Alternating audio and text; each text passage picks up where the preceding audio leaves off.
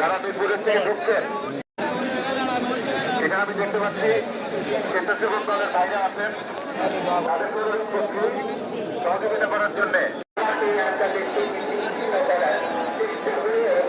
বিশ্বাস করবেন আমি আপনাদের সঙ্গে আছি।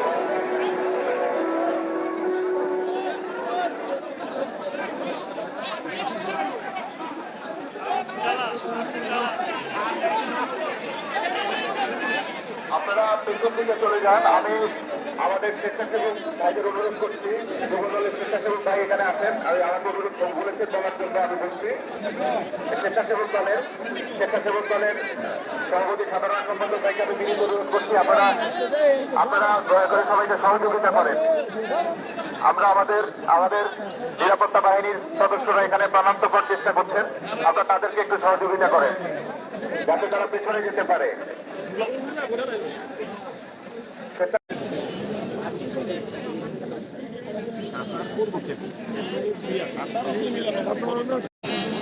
من اتبع الذكر وخشي الرحمن بالغيب بمغفرة وأجر كريم।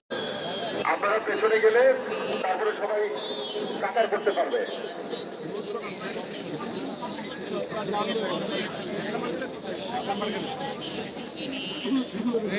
সামনে কত রাইটে গেলে সামনে তাই না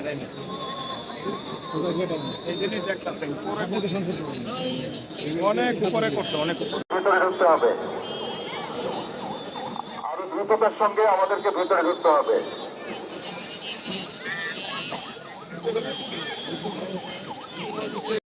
করতে, তার প্রতি শ্রদ্ধা জানাতে, তার প্রতি মহান আল্লাহর দরবারে মাগফিরাত কামনা করতে লক্ষ লক্ষ প্রাণের সমাবেশ ঘটেছে এই মানিক মিয়া এভিনিউতে। কিছুক্ষণের মধ্যেই আমাদের জানাজা অনুষ্ঠান অনুষ্ঠিত হবে। দেশ বিদেশের গণ্যমান্য ব্যক্তিবর্গ এখানে সমবেত হয়েছেন, লক্ষ লক্ষ প্রাণ যা তাকে ভালোবাসা জানাতে আজ এখানে সমবেত হয়েছে।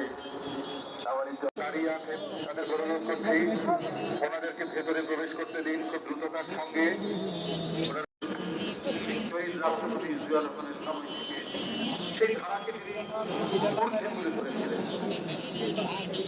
শিক্ষার ক্ষেত্রে, কৃষির ক্ষেত্রে, শিল্পের ক্ষেত্রে, বৈদেশিক নীতিতে প্রত্যেকটি জায়গায় শহীদ জিয়ার যে অবদানের যে পথরেখা, এই পথরেখা ধরেই এগিয়েছিলেন দেশের নেত্রী বেগম খালেদা জিয়া।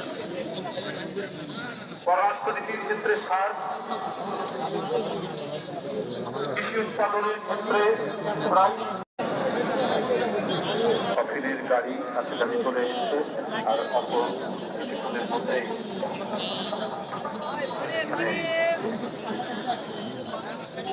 কফি নিয়ে উপস্থিত হবে।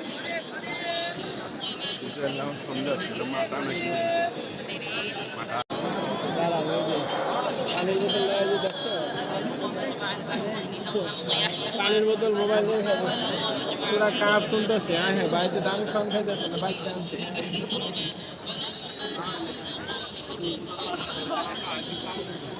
এদেশের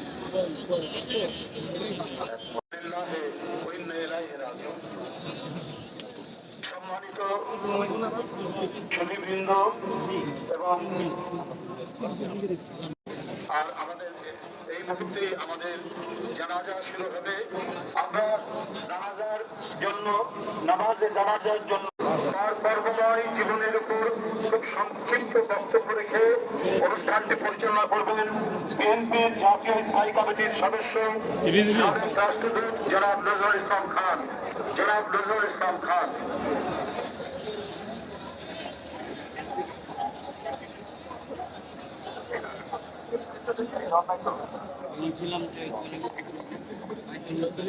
তো ভালো মাল কামাইছেন, রাষ্ট্রদূত থাকলে তো টাকা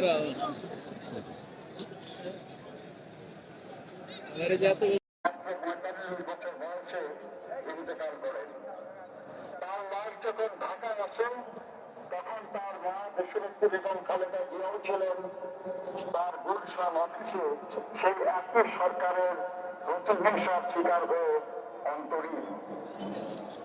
দেশনেত্রী বেগম খালেদা জিয়ার রাজনীতিতে আদালত ছিল আকস্মিক, কিন্তু দেশের প্রয়োজনে তা ছিল অনিবার্য।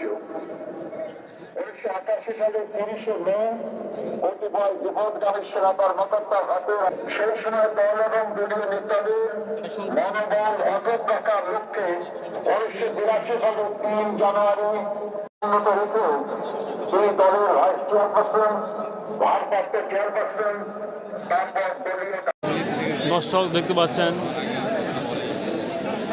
আরেক জিয়া যে কথাটা বলছে ঠিক সেই কথাটা অন্য মানুষ বলতে না বেশি চুম্বক কথা যেটা দরকার সংক্ষেপ আমার মারা মারছে অমুক করছে সেটা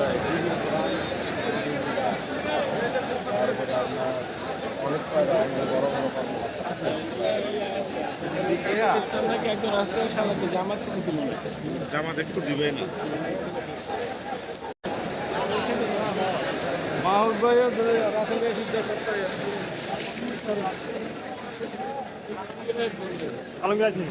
না ওই যে ফুল কিনবো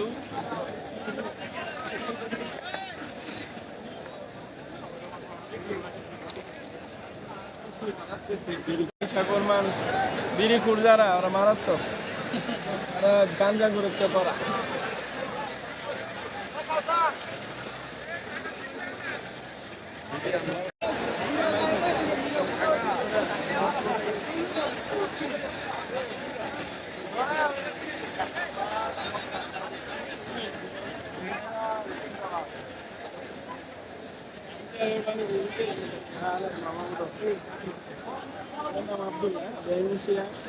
যে কোনো সার্ভিস যদি লাগে ব্যাংক স্টেটমেন্ট থেকে শুরু করে মায়া দিয়ে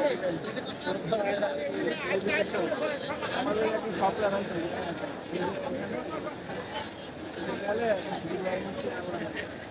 আমরা গেলে জড়াই দিই কতটা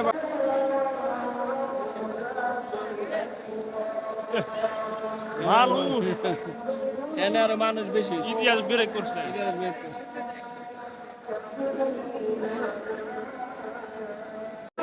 দর্শক দেখতে পাচ্ছেন ইতিহাস ব্রেক করেছে। সাথে ভালোবাসে ইতিহাস ব্রেক করেছে দেখতে পাচ্ছেন।